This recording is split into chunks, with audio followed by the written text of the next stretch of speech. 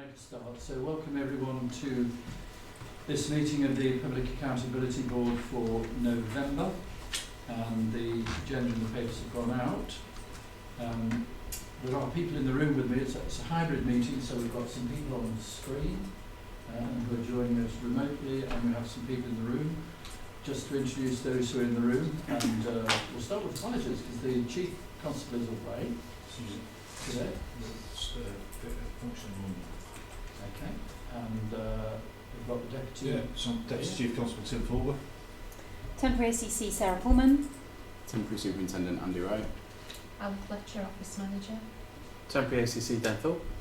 Michelle Buttrino, Chief Executive. And the not temporary PCC, so good to have you all here. Thank you. And we won't go through everybody who's on the screen, and hopefully you'll pick up things as the meeting goes along. So going quickly down the agenda then, just to remind everyone, this is being live streamed and also filmed, so if you don't want to have your name appear, then you need to go very quickly from the room or from wherever you are. Item 3, announcements. I think the only announcement probably that we have is we ought to place on record the fact that Mel Palin is retiring as from the force, but as District Commander in Doncaster, Chief Superintendent Mel Palin. We've known her for many years now, and I just want to thank her for all that she's done, particularly in Doncaster. Indefatigable and painstaking in her work, and it's a difficult call, I think, being the District Commander in Doncaster, but we thank her for all that she's done and wish her very well in retirement. I think it's just also worth noting that for many years that Mel spent in working for protection as a DCI, as a Detective Superintendent, and was absolutely at the forefront of so many of the improvements that were made in the force over that period, particularly beyond 2016. Well, we should miss her. I should also miss her style of report writing, which she introduced time before last, I think.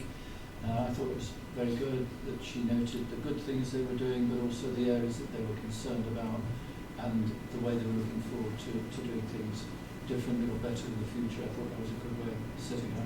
Well, the Chief Constable and I intend to go into successor probably next week, so we should leave that report on the desk as a template for the future. Okay. Good, thank you. Next week, as soon as that. We are going to two courses next week. Urgent items, not aware of any. Nobody seems to have any. Items to be considered in the absence of the press and the public. Don't think there are any of those. Just to remind you that the press are present remotely on this meeting. So, declarations of interest, are there any that we need to know about that we don't know about? So moving swiftly on to the minutes of the last meeting, which was the meeting on the 13th of October.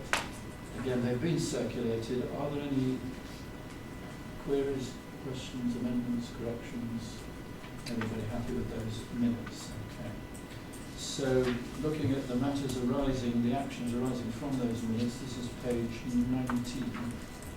I can take those. Michelle. Commissioner, yes, there's only two there. There's the first one around the burglary reduction pilot evaluation, which I think Tim is not yet ready to share. I'll just have a note in advance of the meeting today. 2 months' time, that's expected. 2 months' time, we'll bring that back. Thank you. And the other one was for you, Commissioner, to provide a temporary ACC Thought with issues that you'd picked up in your engagement experience by retail managers. So that's been routed in to temporary ACC Thought. So I've received that this morning, and I'm in conversations with Chief Inspector Gareth Thomas, who's our, as you know, it was discussed last PAG, is our retail lead, who's taken up the issues that you've provided. Commissioner. Yeah, I did meet him. I think the first day he was in his new job at the Worry Goose Co-op in Whittlesey. So yes, I met him. Thank you. So we come then to the part of the agenda which is headed Force Performance, and we'll have a report from each of the district commanders in turn, and this time it's Rotherham now. Chief Superintendent Steve Chapman is not here, but Superintendent Andy Wright is here, so we'll answer questions for us around Rotherham. And I always say that we don't go through the report in detail, but what I will do is pick out one or two things that have occurred to me as I've read it and ask you questions around that. And then if there are things that you feel we've not touched on that you want to raise, then you can do that at the end or indeed at any point. There is, however, just one thing that I'd be grateful if you could say a word about before we really get into the report. It actually arises out of what you said about CSE in there, but I know that tomorrow Rotherham Council are holding a meeting, as you're very well aware, in which some of the local councils have been very critical of both Rotherham councillors, the Rotherham workers, social workers particularly I suppose, and also South Yorkshire Police around CSE, what we're doing, whether we're doing enough and so on. And I know they have sent, or you've seen what things they're saying are, and I'd be grateful if you could just say a word about what we're doing around CSE, just to reassure people that we really are doing things on top of things, and we can be reassured about them. Thank you very much, Commissioner. Obviously, we fully acknowledge the concerns that the councillors, elected members, and our communities as a whole have around CSE. We do treat it exceptionally seriously in Rotherham and across the force. We investigate everything that is reported to us. We have a child exploitation tactical group. This is chaired by one of our detective inspectors and involves partners from across Rotherham, including social care, education, licensing, health, housing, youth offending service, and a variety of other partners to make sure we really get a full understanding of any information and intelligence that comes into us, because we are acutely aware that we're not the only ones that will have the information to help us solve this situation. If that group is given details of a specific child or children that are involved in this, we're able to utilise that information to do further intelligence work and look at safeguarding those individuals. Often the intelligence we receive around CSE is quite vague and is non-specific. This group is still able to pick up that information and intelligence and look into any businesses that are mentioned, any addresses, any locations, any vehicles, or any other identifiable things that are within that intelligence, and we will seek to develop that in order to make sure that we safeguard any individuals that may be subject to CSE within Rotherham. To give you a sense of where we are, we currently have 34 active investigations within Rotherham. Within those 34 active investigations, we've got 29 named suspects. None of those are outstanding. We have dealt with or are dealing with every single one of them. And that comes down to the proactive approach that we take around this subject. Thank you. And the councillors did present, if not to you, to the council, some specific, well, they mentioned some places and they said suspicious activity was going on there. Have all of those been investigated as far as you can? Yes, Commissioner, they've all been investigated. Some of them were already subject to the Child Exploitation Tactical Group's assessment. And the ones that we weren't aware of, we've looked into.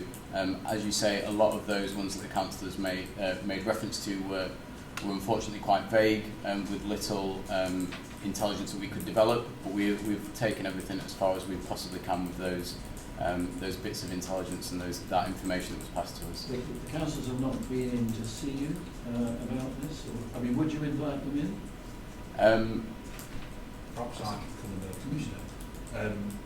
I've had the opportunity to see these reports, and many of the situation, the way it's described, is not recognised by, it's what I recognise in terms of the effectiveness of partnership working with Rotherham.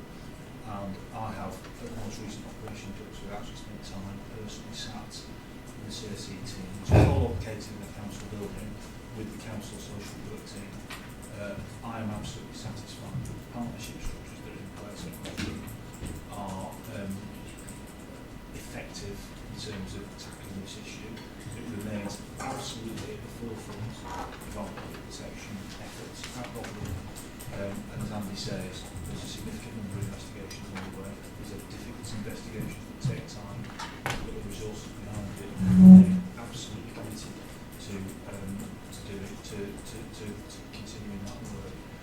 My understanding is that the individuals who wrote that report did the opportunity to discuss with the Chief, but not to discuss the report, as we were unaware of that report before it was published and sent to the media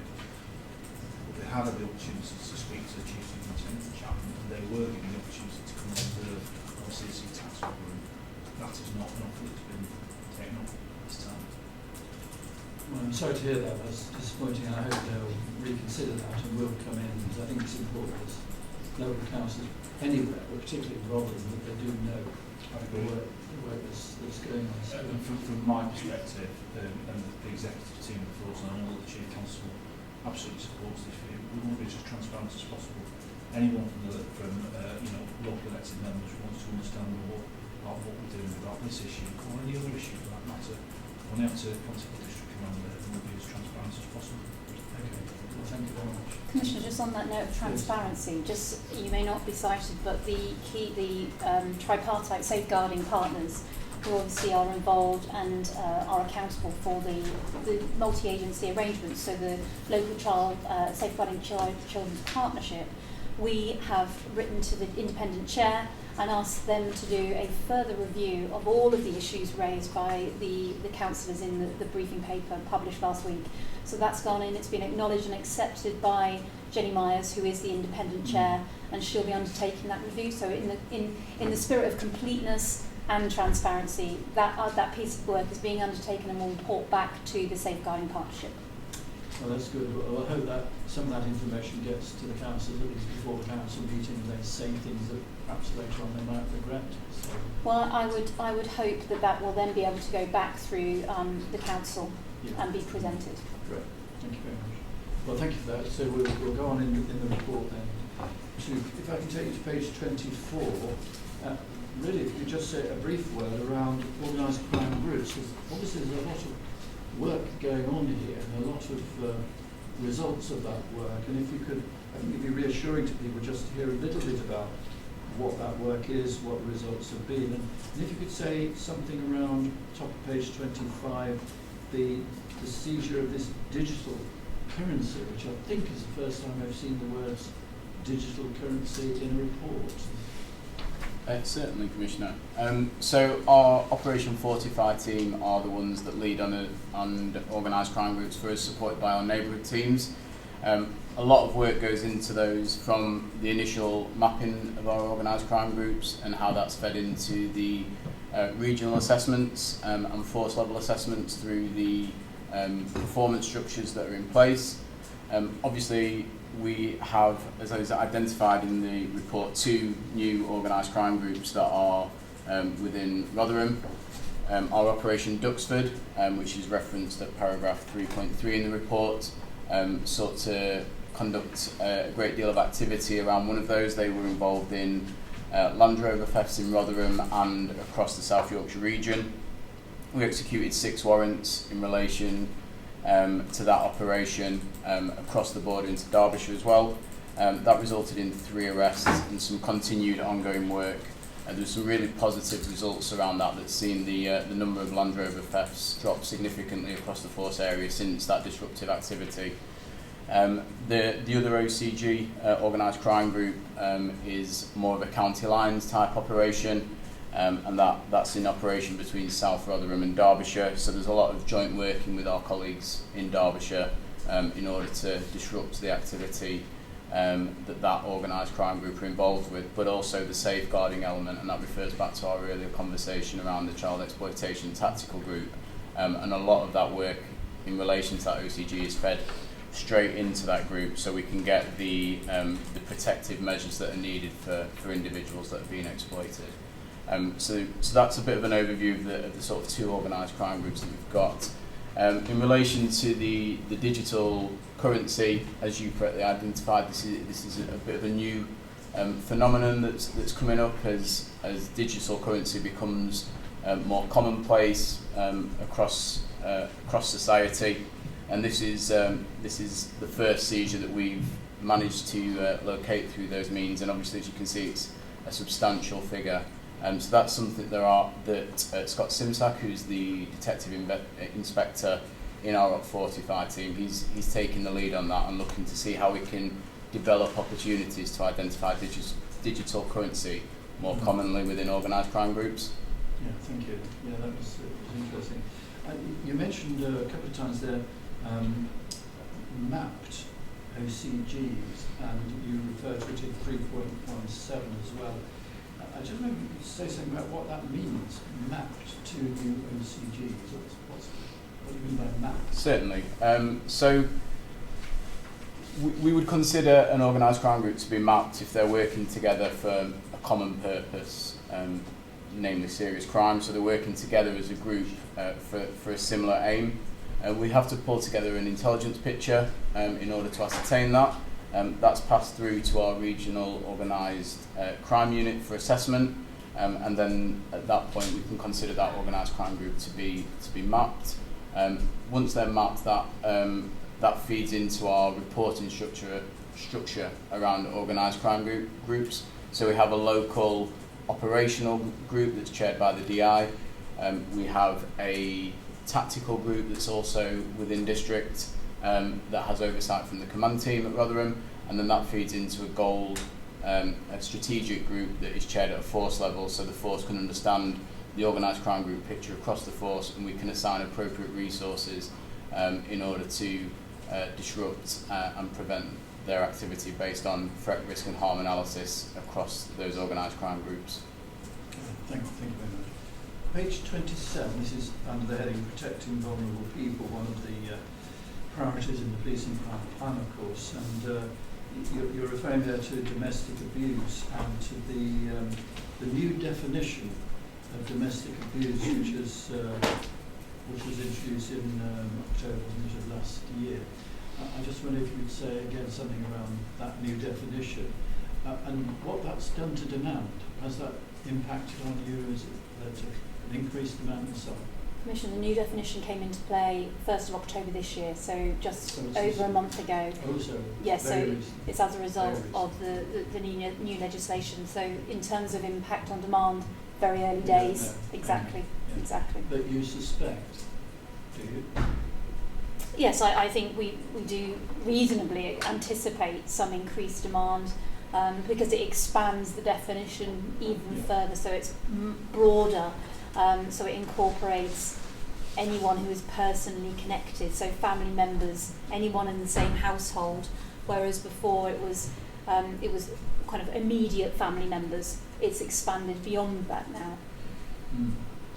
So that would suggest that the demand might.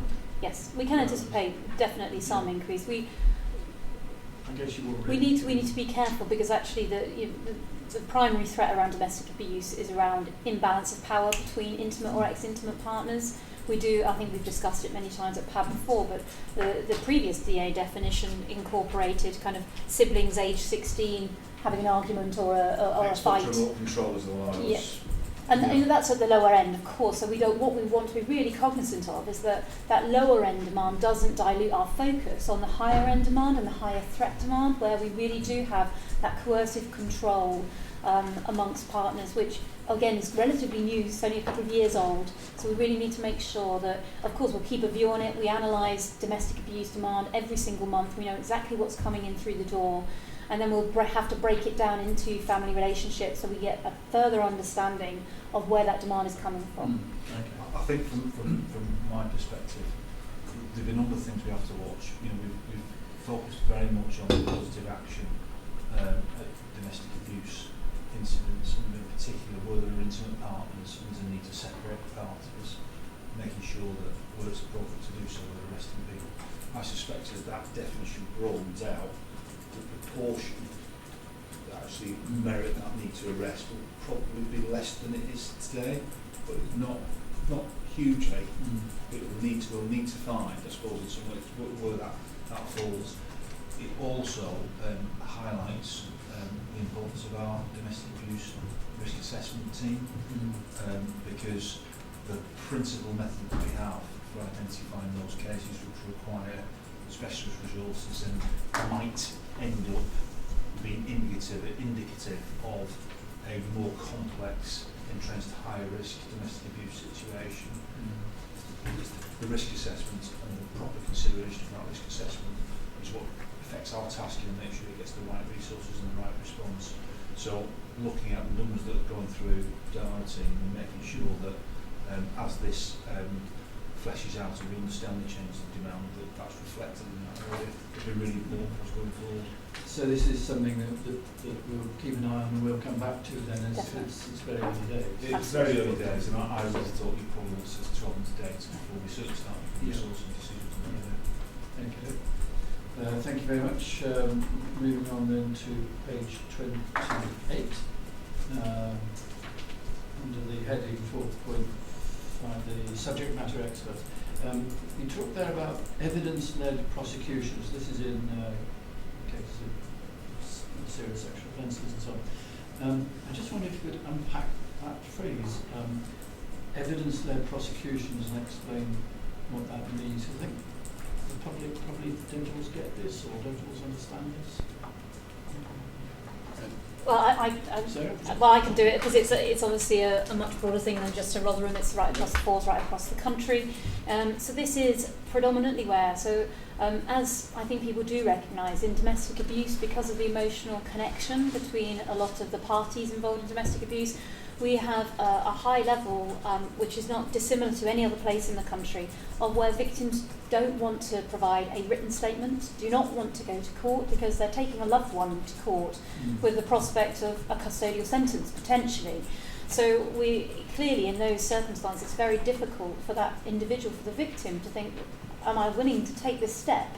So we do see high levels of where the victim doesn't support the prosecution. That's the terminology we would use. So they're not providing that written statement or are willing to go to court to present that case. Or not actually go to court because there will be changes where special measures actually are enabling domestic abuse victims to give evidence by video link, etc. So that's coming in, and that's relatively new. But because the victim doesn't want to provide that evidence to go forward to a court process, we have to rely on other evidence. So that may well be the phone call that's made, the 999 call. So we would record that, it's all recorded, so we can retain that. We understand the demeanour of the victim, noises in the background, all of that sort of thing we could gather from that. In addition, body-worn video, really important when we get to domestic violence situations where we're able to record again the demeanour of the victim, the circumstances, whether the location is damaged through a fracas, and also the behaviour of the alleged suspect.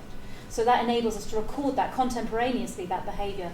And these are kind of key points in that evidence-led prosecution. So we rely on the other sources of evidence through which we may well be able to then go to CPS and say, right, we have got to that beyond, that reasonable prospect of conviction based on this evidence alone, without the victim's statement, to go to court. And that's what we mean by evidence-led prosecutions. Yeah. I think you said there was a high number or a high level of the. Do you know what the proportions are? About 40 to 45% is where victims do not engage. Now that may well be, and it's very difficult. We aren't able at the moment to disaggregate exactly when the victim disengages. Some victims won't be engaging from the outset as soon as they call the police, because most victims just want it to stop. They want to be protected. They want to feel safe. They want it to stop. So the police coming, that intervention achieves that. So they may not engage from the outset.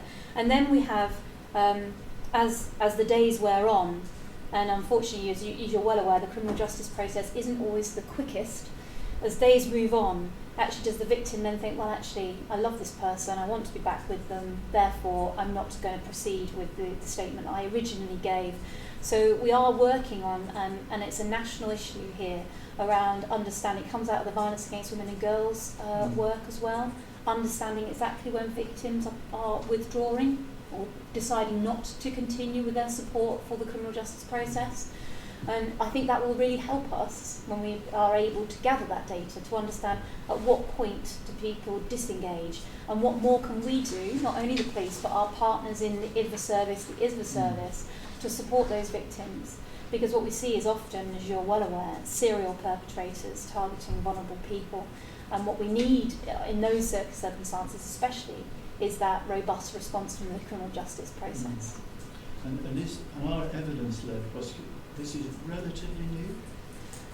No, they've always existed, but there's been a greater focus on them, I would suggest, in the last few years. And there's an understanding and expectation across the country in terms of police forces seeking them, not just for domestic abuse.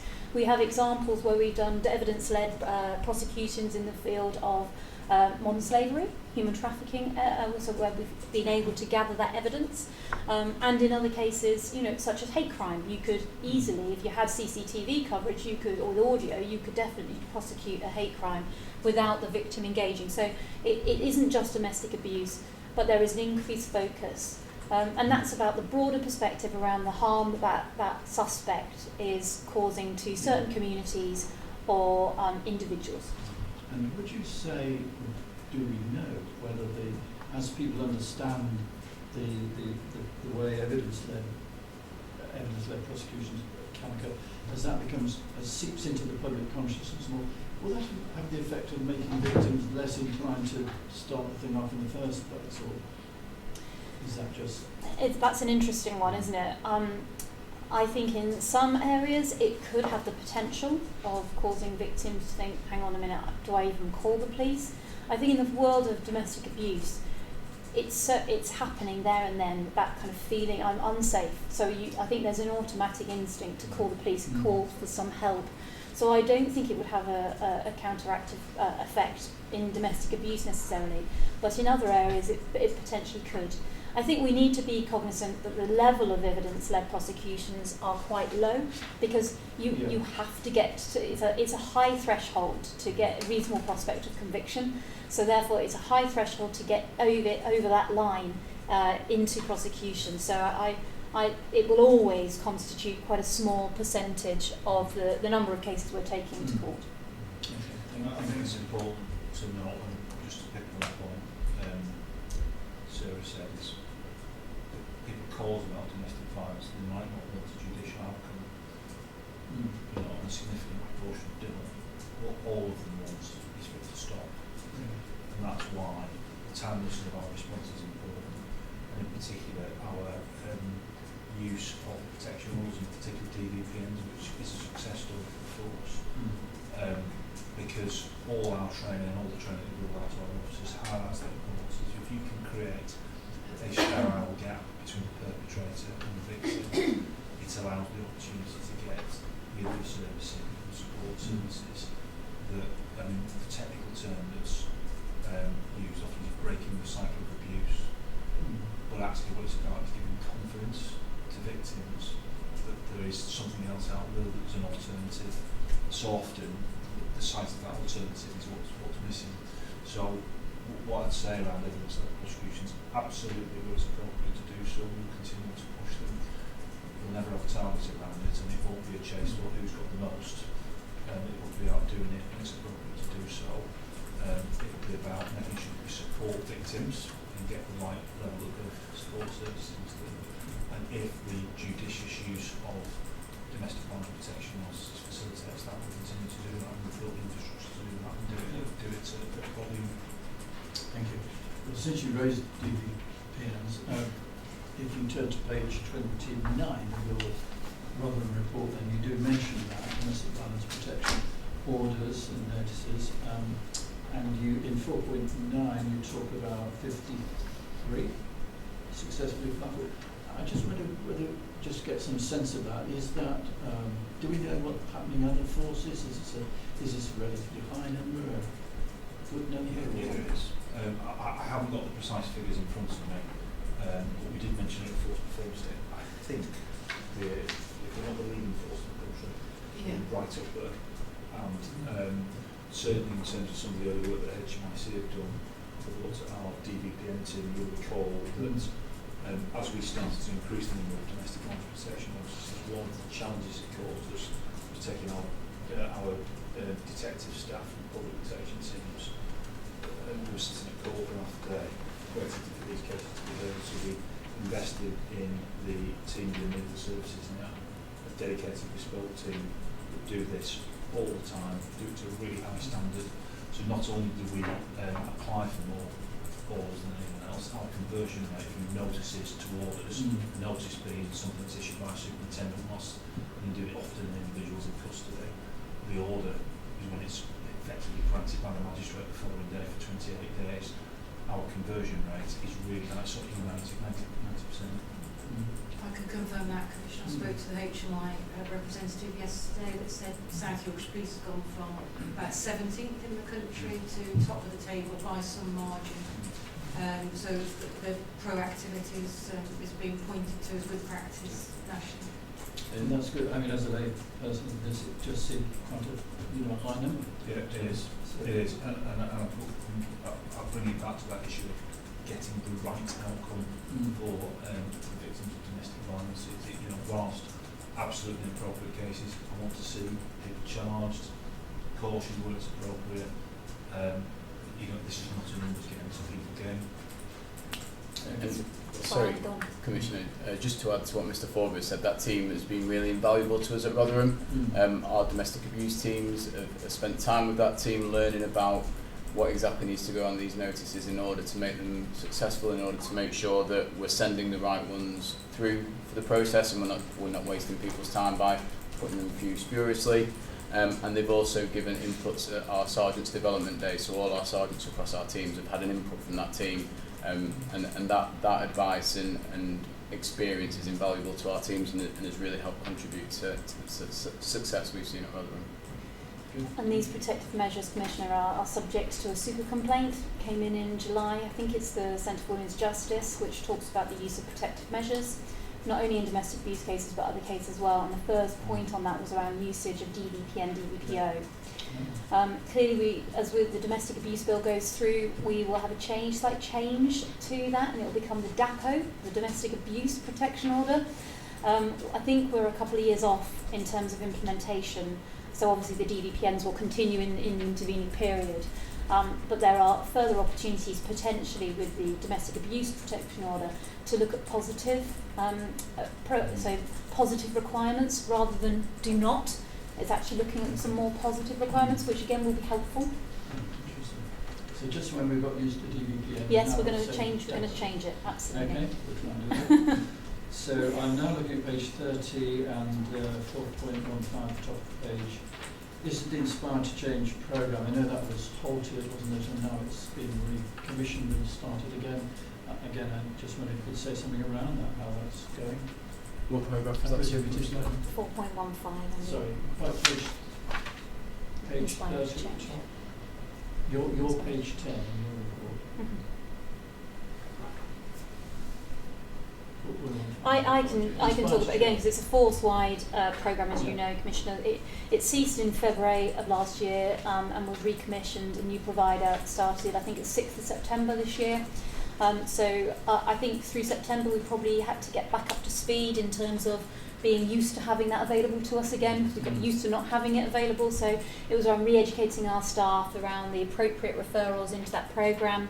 So I think we saw an increase through September, and then we are again through October seeing an increased level of referral into that programme. I would put a caveat around it in the sense that this is a voluntary programme. So this is for people that are not going through the criminal justice process and have volunteered to and are consenting essentially to undertake this programme. So it appeals to a certain category amongst our domestic abuse suspects, not everyone.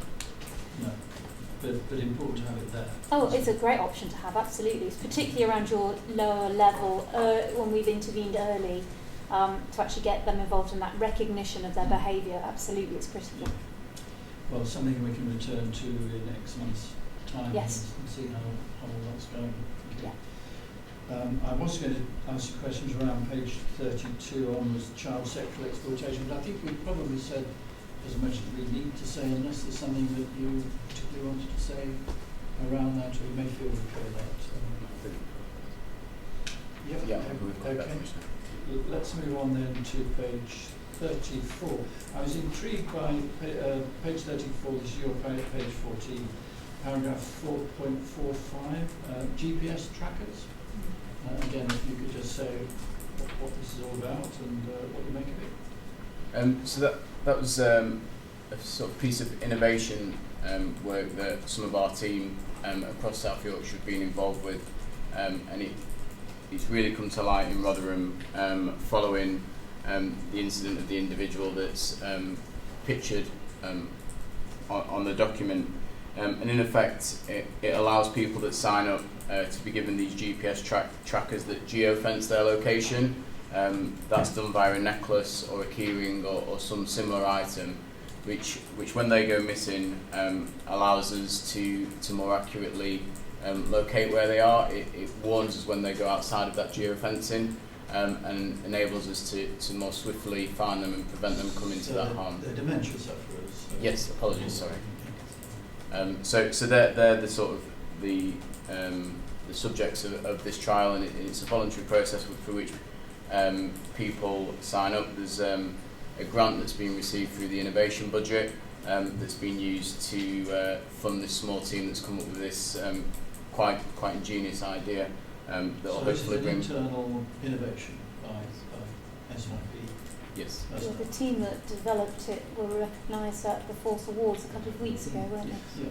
I mean, again, just to put this in context, the individual that's talked about them before has gone missing around the car.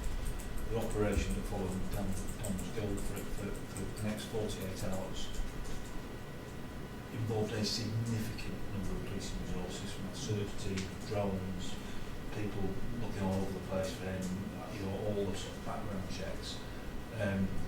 This is an innovation that will allow us to use our resources more effectively, because had he handled these on at the time, we would have found him in half an hour. But that, there is no doubt whatsoever. So if there were in this device and it's fully charged, we can effectively, it's like finding a mobile phone is finding an iPhone, we can find exactly where and just go get them. It just seems one of those very simple things which has huge consequences if followed through. So, yeah, it seems a brilliant idea. So congratulations to all these people named in your report. And on that, Commissioner, your ethics panel had a look at it just to explore the ethical issues that were involved, because obviously, as has been said, the individual has to consent, but actually some of them are not able to give consent, informed consent, so the families. Anne might be on the line, the chair of the ethics panel, to comment on that. I think she probably is. She's AM, yeah. Anne, can you hear us? Yes. Can you hear me okay? We can hear you, yes. You've had a look at this. Yes. Came to the independent ethics panel, and then outside the panel had a separate meeting with the team, and we reviewed all the documentation going up to individual, just to make sure that there was enough information for informed consent to be given. And it's by the carers of people who were getting trapped. And we also looked at the evaluation of it and looked at how existing data could be used to really look at the efficacy of it at the end of the day. It seems a great idea. Yes, absolutely. So it's essentially where the power of attorney has been granted to one of the relatives. Is that's what the key to Yes. this? Yes, got power of attorney, and they give consent for it to happen, and they can track where the individual is from their phone. Yeah. Yeah. Thanks, Anne. Thank you. Well, thank you for that. I'm going to ask a question. In fact, I will on page 34. But at the top of the page, around Yorkshire Ambulance Services, something that we mentioned before. The way there is a protocol, ambulances are supposed to come in a certain period of time, don't always come. I wondered whether there had been any developments on that. I know it's a bit of a national Commissioner, I can ask that. I mean, when I was strategic mental health lead for the Force, what we really wanted to install in our officers, and we touched on this at the last PAB as well, didn't we, around transportation of those that we come across that need support around their mental health. And when that's appropriate, we can convey them to a place of safety, which tends to be a hospital that specialises in mental health. What's really important for us is that our officers request an ambulance when that service is required. And what we were doing was assuming that an ambulance were always busy. We often had occasions where officers didn't request that ambulance. So it's really difficult for us to have those strategic conversations saying, well, look, this is our demand, this is the service, the support that we need. I'm now comfortable that we're in a really strong place to that, and that there's some real vigour and scrutiny around making sure that officers request an ambulance when required to do so. Now, what that has led to, as the chart indicates, is that we're in such a strong position now in relation to getting Yorkshire Ambulance support. But we totally appreciate that they are another public service that's under immense pressure around demands on their resources. But as and when we need to, I've got relationships due to that previous work with the medical director of Yorkshire Ambulance Service, and during SET meetings or senior command team meetings where there might be a case which particularly concerns us, I just phone medical director direct, who instigates an internal review of that particular case, and where there is needed to have feedback, and that's certainly the case. More fundamentally, like we've touched on before, we're also members of the Integrated Care System, the ICS, which we have a seat around the table. Now that's really instrumental because it gives us the opportunity to inform health commissioners, i.e. the people that hold the purse strings around how services are commissioned, which again is an opportunity for us to have our say and have an influence on sort of health resources. So we've got a number of different spheres that we can look at and work with partners. Obviously the Strategic Mental Health Lead has now been handed over to Detective Chief Inspector Richard Hammond, who is just continuing with that good work. And hopefully you'll be encouraged with the data that's on there, because we're in a far better place around transportation where we were 18 months, 2 years ago. No, I'm glad I asked that question as well, because that's moved on since the last discussion that we had, and that's really good to know. So thank you very much. Can I take you to page 38 now, Andy, which is about stop and search, and it's para 6.2, page 18 of your report, and you're reporting there a fall in the number of stop and searches, but as I read it, an increase in the positive outcomes. We've done fewer stop and searches, but the outcomes have been more positive. Now, there are a number of ways of interpreting that. I would like to think that it means that you've got more focused around who you stop and search, and therefore you've had more positive outcomes. Would that be true? Is that what's going on here? That's certainly how I would like to interpret it as well, Commissioner. It's something we've really driven at Rotherham. The mantra we use is really making sure that it's the quality of that stop and search, so we're searching the right people at the right time in the right place. Yeah. The number of stop and searches is an important indicator for us because it gives an indication around proactivity, but to me, making sure we're searching the right people. We all understand some of the political context around stop and search and some of the ways it has been misused in the past across policing. And we're really keen to make sure we're using it for the right reasons. And to me, interpreting that data that the positive outcomes are increasing means we're more often finding what we're looking for, which shows we are searching the right people. Conscious that the numbers have decreased, and there comes a point at which you get diminishing returns, so that those numbers can't continue to fall. And personally, I would say the numbers where they are would be towards the lower end of my limit of where I think they should be. But mindful as we look to pass that message on to our officers, that we don't lose sight of that positive outcome message, and making sure we are stopping, as I say, the right people at the right time in the right place. Yeah, thank you. That would be my view as well. Yes. And I don't know whether you're okay. And I don't know whether you can hear whether you heard that and whether you had anything to comment around that as IUP. Yeah, no, I think we've been doing more inspections of the checking of the body worn video searches, and certainly no problems have come up with any of those. And we've had some discussion about the steps that have been taken to look at where crime is located geographically and how people are told about stop and search.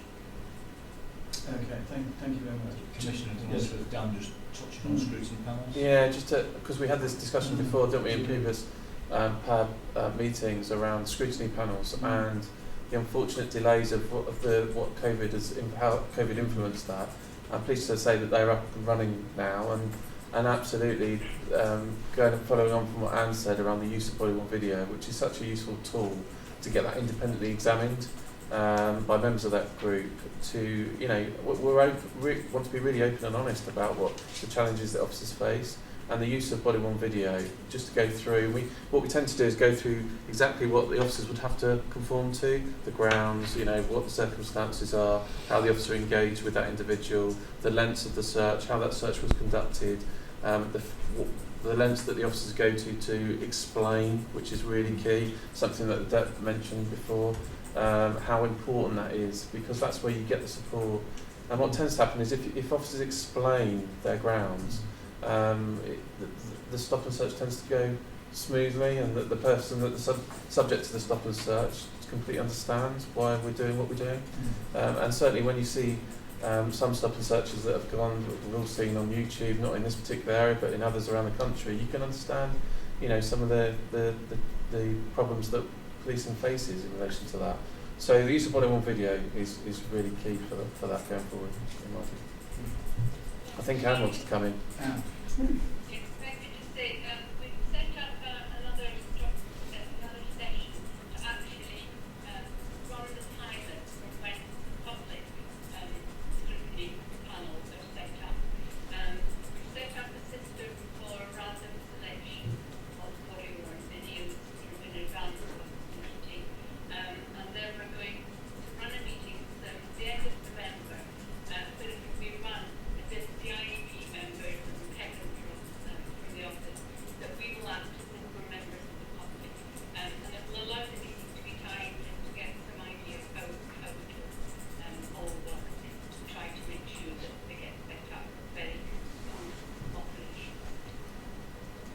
Good. Thank you very much, Anne. And I know what Tim, what you were saying about not falling any further. I was on a call with the policing minister the other day with all the PCCs, which he said, and make sure you're doing more stuff to serve. So It's a happy medium. yes, You know, if you look at our, we were in a bit of a sorry state a couple of years ago. We weren't doing anything enough, and that was reflected in some of the outcomes that we're getting, some of the issues around violent crime. My issue is that it's used proportionally, it's used effectively, and the main thing as Dan says is that when people are using that power, they do so professionally and, you know, treat people with dignity and respect at all times. yeah, thank you. My final one's around page 45 towards the end of your report, and you talk about citizens in policing, and I was just intrigued by that. I assume that means all volunteers now are called citizens in policing. Is that right? That's sort of the broad umbrella in which they all sit. Okay. Superintendent Neil Thomas is the lead within the force for that, but it is then broken down within that category to things like your special constables, your cadets, volunteers, etc. And do you want more volunteers? Or have you got as many as you can cope with? Perhaps I can answer that. I think the issue with this is that what we want to be able to do is, when we've got specific opportunities for volunteers to come in, to be able to have a pool of people that we can draw from. I don't think it's necessarily everyone come in, because we want to make sure that people are properly employed with a proper sense of purpose. So it's not so much about the overall numbers, it's about making sure that we've got roles and that we've got active dialogue amongst our neighbourhoods, thinking about Just that working with all when I the go around community meetings and the like, people quite often will say, what can I do to help? And I don't know quite what to tell them, of course. And a guy who said, I'm in technology, that's my day to day. I see if you've got a special constable and that's their day job, that's one thing, but someone who's just off the street saying, I'm offering myself, that's, I guess, tricky to deal with. It just depends on the circumstances and what specifically we're after, and what skills match. Neil Thomas handles this for us. Oh, George, yeah. Okay. Thank you. I think that's everything I wanted to say about the Rotherham report, and unless there are things that you wanted to draw attention to, or photographs you wanted to point us to. I'll take the opportunity, Commissioner, just to draw you to 10.9 on page 50. Just the Force Awards that were held recently. and we had 3 of our officers that were recognised at those awards. Detective Inspector Stacey Hallowell received the award for the most inspiring leader. Detective Constable Nat Duffy for outstanding detective, and there was a lifetime achievement award for PC Rick Revitt, who's been with us for a number of years and is coming back on the 30 plus scheme to continue passing on his experience to some of our new student officers, and there's not many people better and with more experience to pass that on, so that's a really welcome addition. And just wanted to sort of take this opportunity to again congratulate those 3 outstanding officers at Rotherham for their work. Okay, thank you. We'll note that. Yes, and Rick Rabbit is a remarkable PC. You'll have to get some new socks, won't you? He will. I'm sure he's got a stock of socks ready and raring to go. Okay, thanks very much. Well, you're very welcome to stay for the rest of the meeting, Andy, or to go as you think fit. So, Thank you very much. thanks. So moving on then, that was forced performance Rotherham summary, item 10. Item 11, forced performance against the crime plan, pages 53 to 66. And Tim, this is your report. Shall I do the same? Take you to one or two things and then see if the things you want to talk about. So page 56, first of all. This is 3.22, what we call elderly demand. You say that's falling back. And I just wonder if you could say something around that, and how easy it is for older people to access services as we get more digitised. Well, I think our digital services still form a relatively small part of what we do. Predominantly people contact us via traditional email, phone, walking to a police station. We don't see that too much as an issue. In terms of the variation in demand, you can see that we've dropped back to 2019. At the moment, I'm not really concerned about it because of the COVID impact, and we've seen demand go up and down. I think we probably want to monitor it over a longer period than that at the moment. So I'm not really reading anything into that that concerns me at the moment. Okay. Well, we'll leave it there and we'll see how that goes or develops. Page 57, the coordination team, the fraud coordination team, and that seems to be working very well and has some success. So, if I was to take you back to perhaps 2017, the way that we were handling fraud inquiries, I think, needed sharpening a little bit. Fraud is, represents a significant volume of our overall crime. So much of it is online now. The way that fraud is reported, it's slightly different than other crime in that it's all coordinated by the City of London Police. And the reason for that is that so often where someone is a victim of fraud, because of the online nature of it, the perpetrator, i.e. where the crime is committed, could be elsewhere in the country or could be in another country.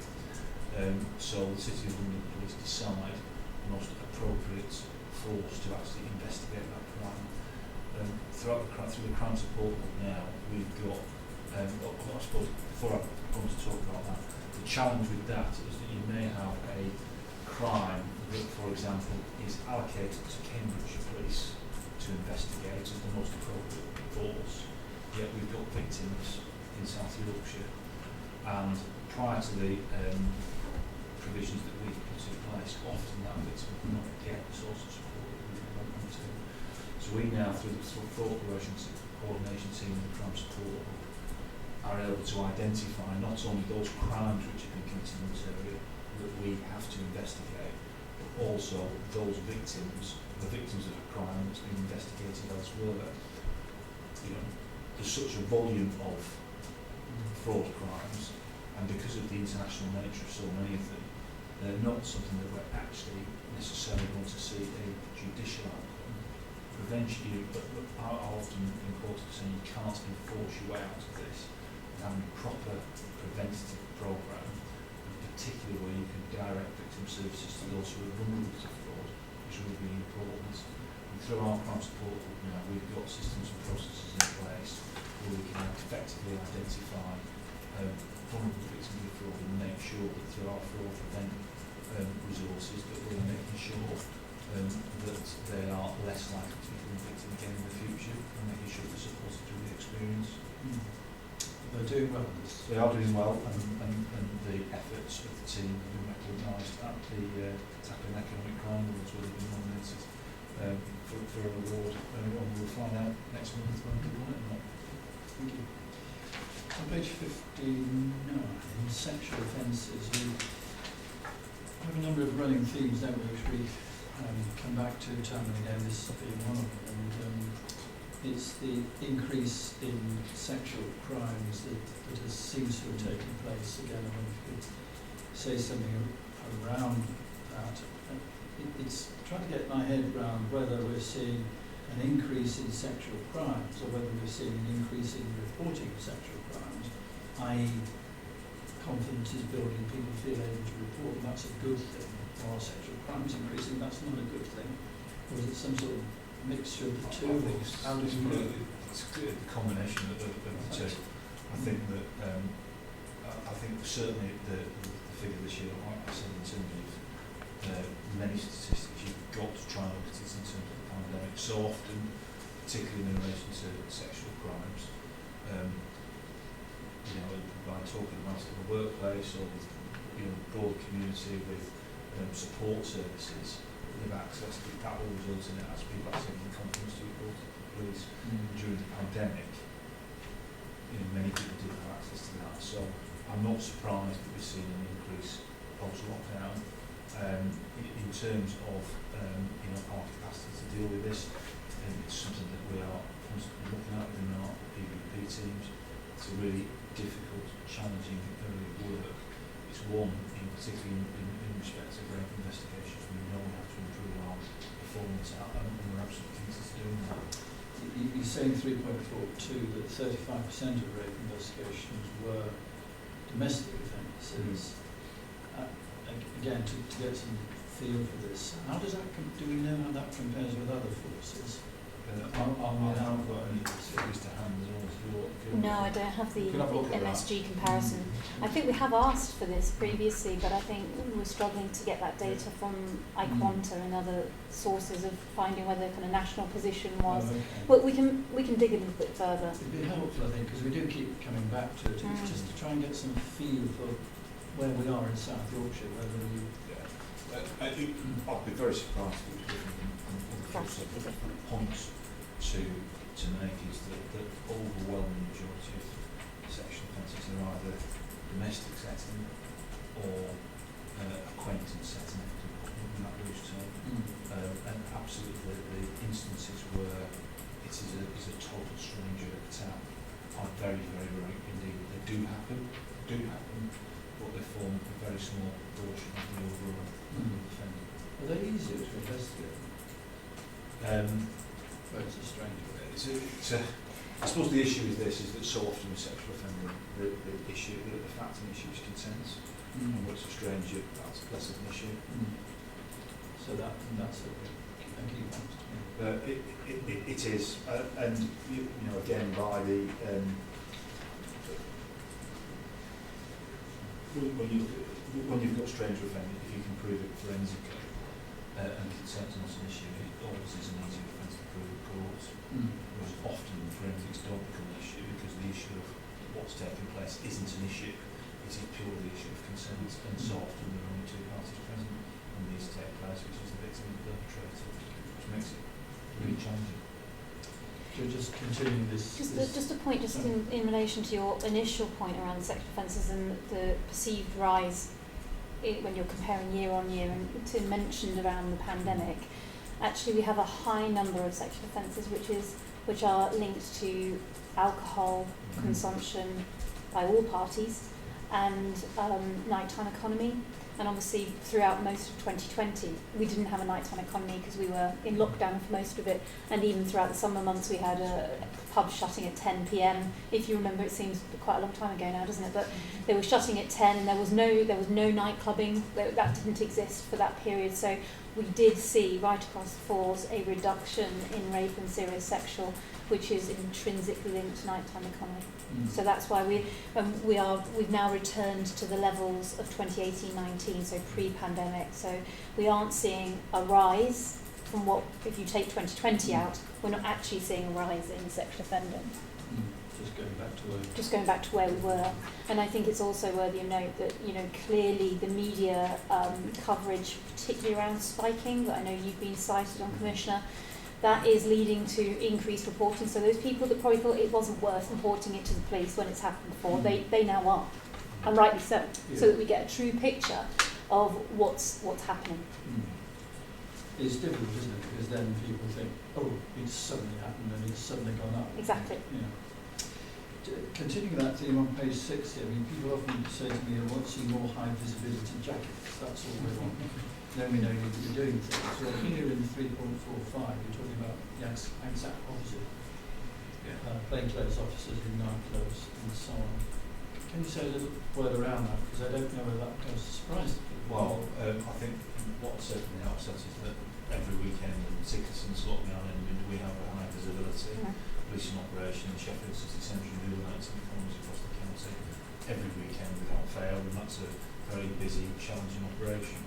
Absolutely, you know, we do alongside those officers deploy plainclothes officers on occasions, covertly to try and identify people who we suspect are acting in a predatory manner, and that will allow us then to target those individuals, to stop them, to search them, to find out who they are, to deter them, and it allows us to do it more effectively. So just want the public to be reassured is just because there's, you know, absolutely we'll always have high visibility operations in the maritime economy, but they are supplemented by colleagues who the public won't see, and so they actually take action in the scene, and often they'll be getting uniformed high visibility colleagues to actually take that action, so they can continue to operate covertly.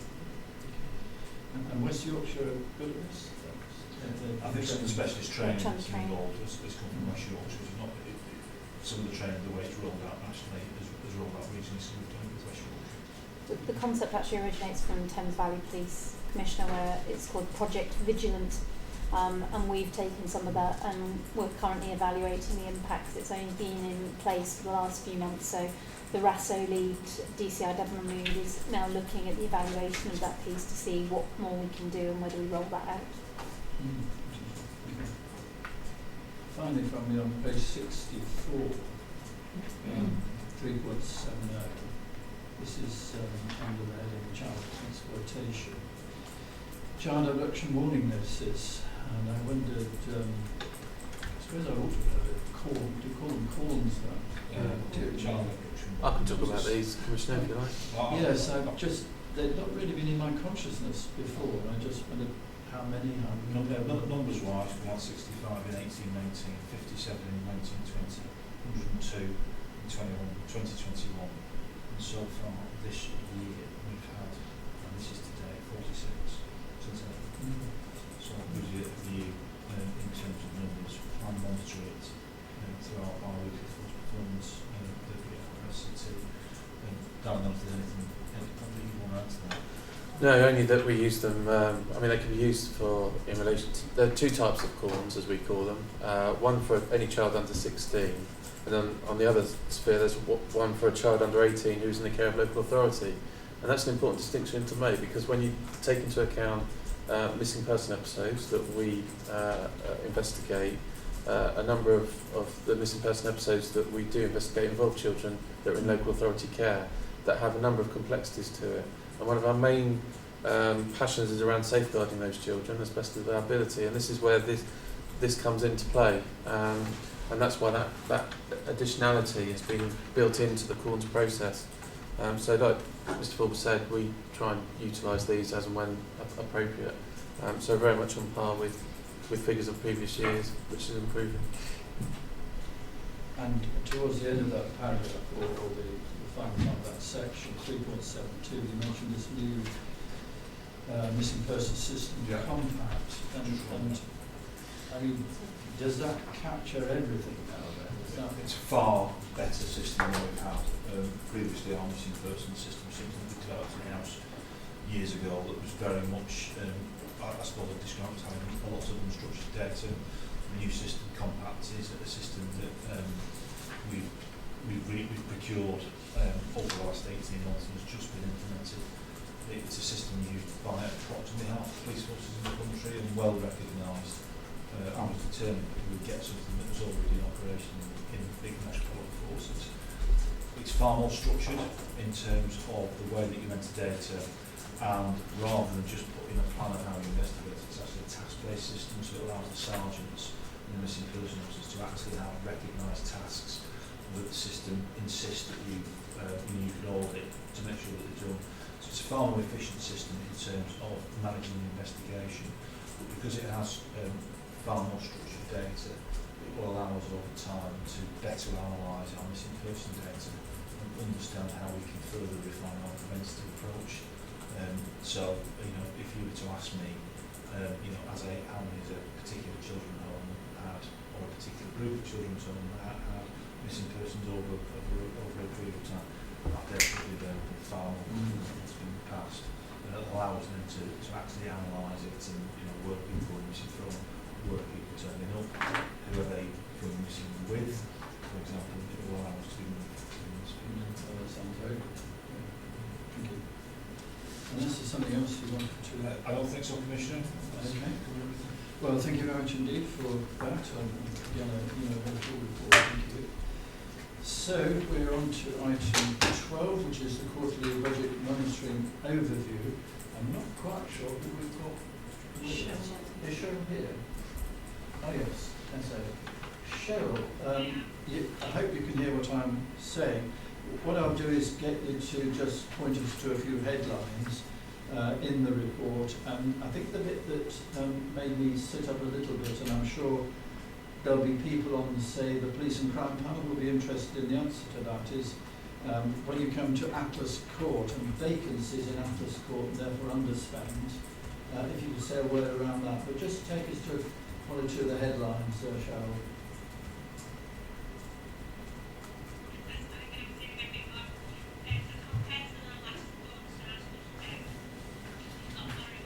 I think we're struggling. If you hold on a moment, Cheryl, we're struggling a little bit to hear in the room, so we're going to see if we can get your sound up a bit. Do you want to have a test, Cheryl? Can you hear me now? That's a bit better, yes, thank you. Okay, off you go. Yeah, no problem. So this quarter we're reporting more or less a balanced position. So compared to last quarter where we were 2.76 million underspend, so that's given us some opportunities to recruit 24 detective now officers and also support some research funding as well. So they're the key sort of changes from last quarter in terms of that we're more sort of, like I say, a balanced position, forecasting, small underspend. The key areas where there are variances is police paying overtime, so that's projecting 1.7 billion of overspend, and that's generally due to summer surge and the costs associated with that. And propping up that overspend is within the staff pay overtime, and again that's due to various vacancies, which I'll come on to in a minute, and also the staff pension that we prepaid a year or so ago, so 1.2 million of that relates to the prepaid pension. So in relation to Atlas and the post, there's various underspends within Atlas in different departments, and also what's contributing to that as well is the growth post. So what we assumed as budget planning last year, where we did a bit differently, we put the budget in for most of the posts, but by the time obviously the budget's approved and then papers are written and submitted and we get posts advertised, obviously there's a time to by the time we get actually people in post. So we've realised that as part of learning, and we're going to make changes for next year's budget. So we might assume only 6 months budget rather than the full 12 months.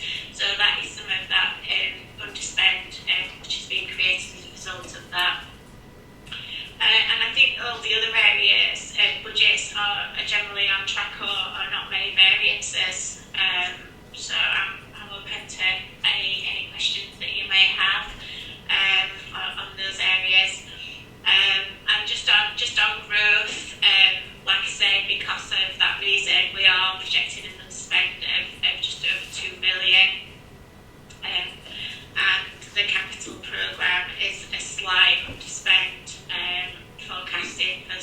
manage mainly areas of within FM and vehicle fleet. So some example and a reason for that is actually ordering vehicles. So there's a longer timeline now. So we are expecting some time delays due to that. Just on the point of transport and the fleet, Cheryl, how many, I don't know how you do it, reorderings of the fleet will there be before we have to go all electric? That's a good question now. Well, it's interesting because you asked that, because one of the things that we have got to consider is the replacement of some of our fuel bunkers, and we actually have started to think about that, because they're expensive, and we think will be in 10 years' time. It's a difficult one, certainly. So they definitely won't last out. Well, you say that at the moment, bear in mind, a lot of our vehicles are on the road 24 hours a day. Battery technology at the moment is not good enough to, if you think, alright, my wife's got an electric car, to get 200 miles out of it, you've got to put it on charge for about 8 or 9 hours. That's just simply unviable for the sort of work that we do. So I think some of this will just depend on how battery technology develops over the next 5 to 10 years. It's a real challenge, and I don't think we've got the answer at the moment. Certainly at the moment, we're carrying on as normal. We do look for vehicles that have the best emissions, and they are, you've got a sustainability strategy that governs some of that. But I don't think we're in a position yet, and I certainly don't envisage at the current time that our operational fleet, the electric vehicle technology is sufficiently advanced to be able to start to consider the conversion of the fleet to electric. But certainly over the next decade, this is something that will happen. Certainly can't have police cars running out of battery No. in pursuit of a petrol-driven criminal gang. We do have some electric vehicles. Some of our vans that do some of the admin tasks are all electric. We have electric charging points here at headquarters, and most of our police stations have got electric charging points now. But there would have to be a significant change in our infrastructure. It's something that we are starting to have very early conversations about. As I said, there's a couple of our fuel tanks that are reaching the end of life. We'll have to make a decision of whether it's worth replacing them. And that's a big Well, they start to leak. Yeah, there's you can imagine there's a myriad of regulations around the storage of fuel. So it's interesting, really, not one that I thought 5 years ago I'd have to be thinking about. No, quite. Could you just say a word around Apples Court? Yeah. I mean, it will worry people that there are seemingly underspends and vacancies in such a sensitive area as Court. Absolutely. I mean, again, in terms of the overall headline around the underspend, 1.2 million of that we knew that we wanted to have because of the pension credit. So that leaves about 800,000, largely which is down to Atlas. There has been some issues in terms of the time taken to get people in the recruit. We've just brought the strength of management team into Atlas, chief superintendent, that's about it. The new superintendent just got on there. This is absolutely objective number one in terms of get that recruitment moving at pace. It's something that I'm monitoring personally. I'm confident that by the end of March we will have everyone in. I have asked for ongoing details of what will that look like moving forward. Atlas is an area where we need to actually over-recruit because we do think it is a call centre. We do lose, there is staff turnover in there, and there's a reality around that, and lots of them lose a job for police, so for other jobs. So there is staff turnover in there, and we need to constantly improve it. That hasn't happened this year, but it will move forward. And we've all hit the coronavirus as well, I guess. That's not helped, of course it's not helped at all. I'm not going to sit here and blame everything on COVID because we're a 24/7 emergency service and we've worked right through it. It's not made it any easier in terms of the actual process of getting people in, and it's also hiring someone to work in Atlas Court or to work in our first community is not like hiring someone to work in a call centre at Rotherham. There's a lot of training in particular types of people to do it, we know there's quite a high attrition rate because it's a difficult job answering emergency calls from people. So we are on the pit. As I say, the headline of 2 million, 1.2 million kind of that staff pension contribution that we did last year, which we now want to put back into reserves. That underspend, I'm hopeful, will be less by the end of the year. There's a lesson to be learned for us ultimately, but we're absolutely determined that we will get everyone we need to our schools to make sure they operate at optimum efficiency. Thank you. Sharon, thank you very much. I should have said at the beginning that Debbie Carrington, Chief Finance Officer, and Sophie Abbott from my office, they're both on a conference, I think. So both work together. But grateful to you for being there. So thank you very much. Thank you. So, Thank you. okay, moving to item 13 then, which is cybercrime update. Again, I'm not sure who's... Claire Mayfield. Claire is on the call. Yeah. Claire, do you want to say hello? And we'll just see whether we've got your voice. Yes, hello. We can yes, we can hear you. Hear you loud and clear. Yes, we can. Thank you very much. And thank you for the report.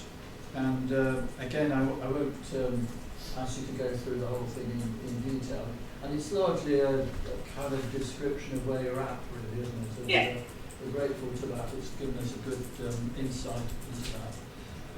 I think the public always struggle to understand why some things are local, some things are regional, some things are national, and where the lines cross and fall here. And you may or may not be able to help us with that this afternoon. But what is clear is that this is very much a growing area. Crime can only go on growing, and I think you're pointing here to the need for real specialists working in this field, and you're actually building teams there. Do you want to say a little bit about that? Because that'd be helpful. For me, I'm relatively new into the world of digital investigations, and it's actually quite an exciting and sort of fast-moving area.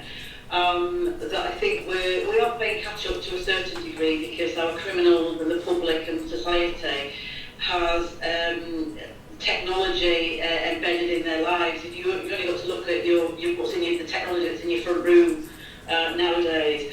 So it's a real area of growth for personally and also for the force and individuals, but also to ensure that we deliver that service.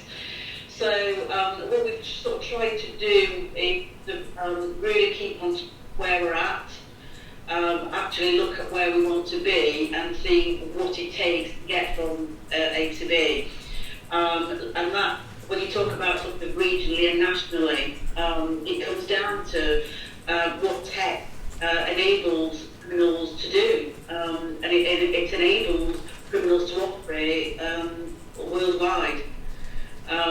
Whereas I suppose historically, when you thought about your organised crime gangs, they operated a territory, of a number of streets, which was able to deal with on a very local level. And the internet, particularly, has opened the world, and the world is just like your street corner now. So for me, really about ensuring that South Yorkshire Police is at the forefront of being able to tackle that. Ensuring that we can give that sort of service. So when a member of the public comes to report a crime, whether that be a cyber fraud type crime, whether it involving cryptocurrency or the use of some quite complex technology, that actually we've got the expertise and the knowledge to be able to deal with that. And enable us to do that, we are reliant on that expertise and those subject matter experts up and down the country. So that will involve, on a national front, the NCA.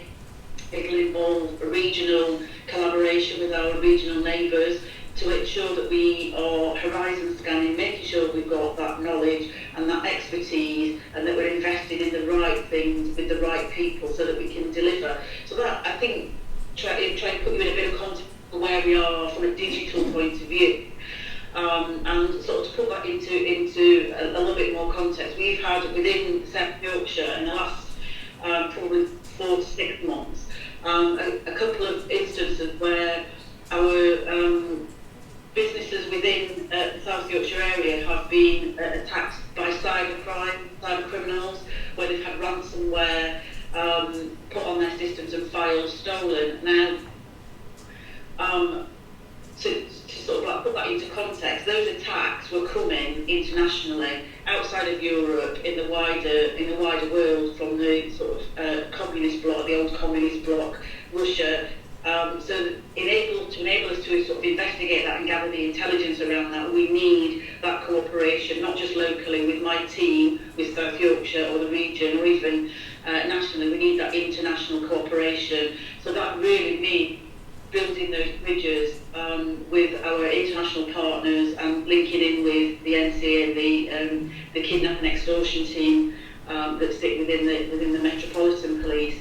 So I think really just to put it in perspective, we talk about digital crime and digital investigations and cyber. It's actually quite a huge area of business for criminals and for policing. So really where we're looking now is really trying to sort of get our ducks in order locally, that then we can feed in regionally and then ultimately nationally, but keeping our sort of eyes on the picture holistically across, so that we can deliver that bigger picture. Yeah, it's interesting what you're saying about, and I think the public probably don't always grasp this, that not only are the criminals using the internet to forward their crimes, but also they're storing their assets digitally as well, which of course is a huge issue. I mean, talk with you in the Rotherham sector about digital currency and cryptocurrency, and for me that's a really big area of business that it can actually be quite daunting because we don't know a great deal about it either personally. If you talk about money laundering and assets, we can generally all relate to that because we've all got a bank account, we've all got some £20 notes hopefully in our purse. But actually, if we had a show of hands, how many of us would have cryptocurrency in our handbags or in our wallets? Do any of us know what cryptocurrency is? And I think that for me is a really, really big challenge, is empowering our staff to understand it and not be afraid to deal with it, but then also making sure that we've got the structures and the infrastructure in place to be able to help them and deal with it when they do recover, like they did in Rotherham. So that's another area of the business that we're working towards, and that crosses lots of different areas of policing. So it crosses your generic cyber investigations, but it also links into your organised crimes and the investigations there. It links into your neighbourhoods when neighbourhood officers are providing information, or whether they're looking and doing search warrants. So it also, when we talk about the risk of carrying a couple of £100,000 of used £20 notes, or carrying a slip of paper with 24 words on it. I think legislatively, and I think our policing skills, we've got to catch up with that, so that we can tackle it, because I have no doubt that the criminals, not just in South Yorkshire but in the UK and worldwide, are utilising this, and we need to keep up with that, if not get ahead of it. Yes, I was surprised the other day driving through Sheffield. Went past the restaurant which said Bitcoin's accepted here. I've never seen that before. And that kind of opens your mind up to all sorts of possibilities. Yes. We have Bitcoin cash machines, so it will become like having a credit card was years ago. I have no doubt, but we need to properly understand it and be there, so that we're there to deal with it and make the most of it in disrupting and tackling the criminality that ultimately will use it first and foremost. Okay. Well, thank you very much for the report, and we note the way you're trying to build this hub and all the work that you're doing there. And it's something that I think we will certainly be coming back to, because of the nature of what we're seeing here in the growth of this kind of criminality. But thank you very much indeed. Okay, thanks. Tim, did you want to add it, or you? No, I mean, I think you've summarised it quite well. It is a really interesting area of work. If you think at the highest level, at really serious crimes and kidnapping and extortion is a case in point that 15 years ago, traditionally if someone's kidnapped, demand would come in via telephone, it would be about cash drops on the way. Yes. Well, these days it is equally easy for a demand to come through the dark web and a ransom to be paid in Bitcoin.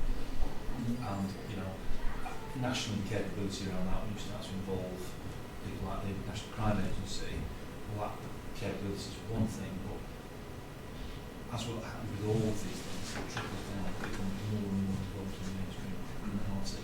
From the territorial police force perspective, we need to make sure that we've not only got the ability to support our level 2 serious and organised crime operation within South Yorkshire, but we've also developed the capacity capability amongst our frontline workforce to be able to recognise this and be able to deal with it at the front line. And the analogy I use is that when I was a young PC 25 years ago, the first thing you learned about observing a crime scene was sticking a piece of tape around the crime scene. Well, when the crime scene is virtual, that requires an entirely different skill set. We've got to make sure that our police officers tomorrow have got those skills. Thanks, and thank you for that report. Thank you. So, final section, Chief Executive reporting, PCC, Strategic Financial Planning Processes, HT86, Michelle. Yes, Commissioner, so we bring a report each month to update you on the position with regard to setting policing priorities for South Yorkshire and setting the annual budget. If I turn to section 5 of the report, it will give you the current position, acknowledging what's already been said to public accountability boards before, that you have both a strategic planning timetable and planning and efficiency group meetings with the Chief Constable and her team to discuss these things on an annual basis. You published your current Police and Crime Plan, Commissioner, in August, so we're only 2 months on from that being the current state of play in terms of the priorities that you wanted for South Yorkshire Police, the office and commissioning providers.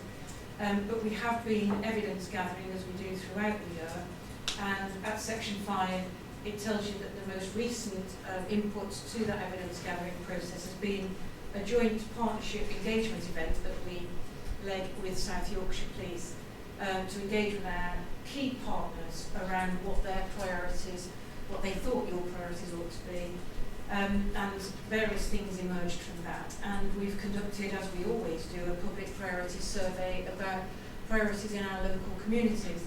I've put in bold in the rest of the report the areas that have emerged from those 2 inputs, and we await the Chief Constable's assessment of police in need as well, which will come to a key meeting we've got with Force colleagues on the 24th of November, where we'll have a look at the operational threats and the organisational risks, the demand, etc. And those will feed into a rewrite of the Police and Crime Plan, which will be published taken to the panel and published in February alongside the annual budget. And that should last you hopefully for the rest of the term of your office. And you'll set the medium-term resource strategy to accompany and underpin that at the same time. We've discussed quite a few things today, and immediately before this board meeting, I met with OPCC colleagues to be writing the narrative of the plan as we have it, but as I say, there's some key products still waited for from the force. So we will keep honing that as we go through to February and take it to the various key meetings. And even during this meeting, there's been a few ideas that I've been emailing colleagues to include in that narrative. So it is an iterative process that we will develop jointly with South Yorkshire Police, along with a performance framework that will underpin that in terms of what you want to focus and how you will measure progress against those priorities. That's where we are, Commissioner. I don't know whether you want to say anything around finance and what's emerging in terms of key settlement headlines, because you're obviously on that national group. We are. This was a comprehensive spending review, and I think announced by the Chancellor of the Exchequer at the time of the budget a couple of weeks ago. I think the final settlement was probably a little bit easier than we thought it was going to be, so that's not to say we can all run away and spend. It's not like that, but it could have really pushed us down further, but that wasn't the case, and so that was encouraging. The government's commitments are very clear, so the 20,000 officer uplift, they're absolutely committed to that, and that has to take priority. So there was a stern warning that forces must not fall back, particularly towards the end of the 3-year period, and not meet that target. And it's going to get more difficult as you get near the end of the period, depending what the finances then look like, to keep that uplift there while keeping everything else going. Because if you can't keep everything else going, then you naturally look to turning the tap on and off for recruitment to balance the books. Well, the government is saying, no, you can't do that this time. You cannot turn the tap on and off. The tap stays on, so you're going to have to find the money somewhere else. Now that's potentially a tricky ask. So the pressure's back on PCCs, because the government is saying one area where you will be able to get extra finance is through the precept. So we'll give you what they call precept flexibility to put up the precept by £10 on a banding property, certainly this coming year, and presumably something like that in subsequent years.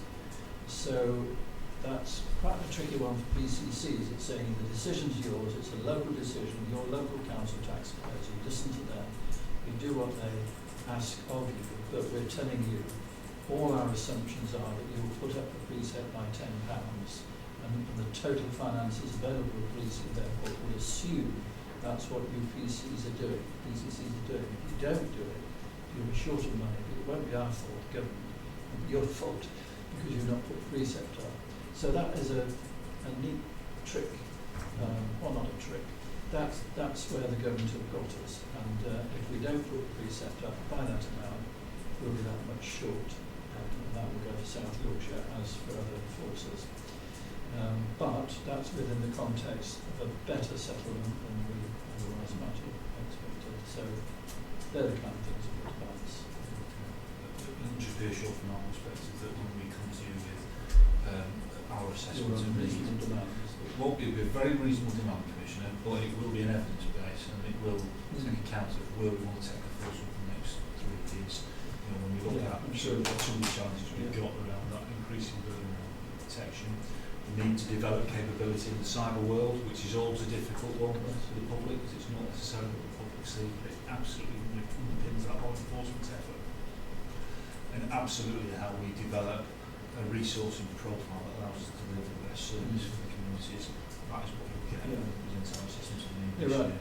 I think also it does mean that we've all got to be in educational mode as well and help the public to understand those things which they don't see, because if they're going to stick in, we just want more high visibility jackets. We are going to let everybody down. We're not going to be able to deliver the service. Absolutely. We have to deliver. So a big educational task in all this. It's always true, but I think it's getting more. But a large part of if you're asking what the most acute need is, I need more detectives on public protection. We need to develop a stream of detectives who are highly qualified, professional, and have the skills and abilities to deal with domestic abuse, child abuse, rape and serious sexual offending. That's where our acute capability gap and capacity gap exists. It's plainclothes officers who we don't see. Absolutely. But if you need them, you need them. Absolutely. No, take them. Okay, I think that's so moving on to decisions, 15. And a natural link, because DCC Forward's wish is your command, and you have granted an uplift in the detective training establishment commission since the last meeting, and there's been some decisions around refurbishment of police buildings, installation of new furniture, etc. Any questions or comments? Okay with that, thank you. Vote programme 1689 to 92. And that's, Commissioner, just where we circulate to show what we're looking ahead to feature. And because you said in your police and crime plan, your current plan, that you wanted 3 round table events with partners to understand issues better, and they will no doubt feature in the new plan in terms of a partnership strategy for each of those areas. They will have a thematic showcase report or update at the forthcoming 3 PAV meetings. So road safety, violence against women and girls, and disproportionality of the criminal justice system. Okay, thank you. Again, any comments? No. Okay. I think that's everything on our agenda, unless there's any other business which may. No, thank you. So I think we're all. So thank you very much, everyone. Thank you. Thank you.